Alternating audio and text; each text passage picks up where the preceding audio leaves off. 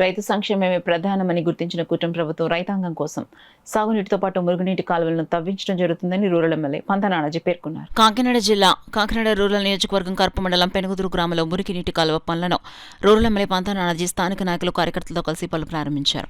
అనంతరం 8,50,000తో నూతనంగా నిర్మించిన సీసీ రోడ్డును ప్రారంభోత్సవం చేసి శిలాఫలకాన్ని ఆవిష్కరించారు.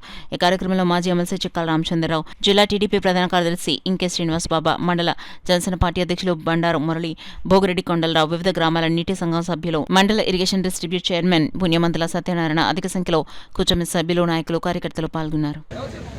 గత 10-12 సంవత్సరాలుగా కాలువలు సరిగ్గా తవ్వక సంవత్సరం క్రితం మనం అందరూ వెళ్ళి మన సొంత నిధులతో మనం తవ్వుకుని వెళ్ళాం. తర్వాత పోయిన సంవత్సరం 4,44,00,000 తెచ్చి కాకినాడ రూరల్ కావచ్చు వచ్చి అలాగే కడప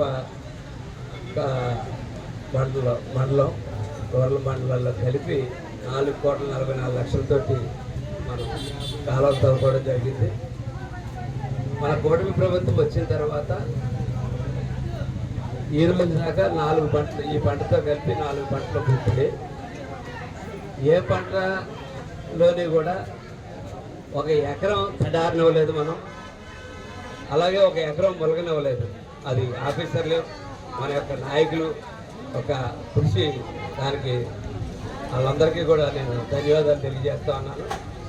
రైతు సంక్షేమమే ప్రధానంగా చంద్రబాబు నాయుడు గారు కానీ పవన్ కళ్యాణ్ గారు కానీ ముందుకు తీసుకెళ్తా ఉన్నారు.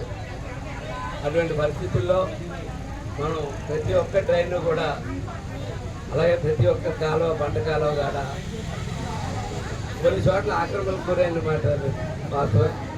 కొన్ని చోట్ల అవసరం లేని చోట మనం ముందుకెళ్తా ఉన్నాం.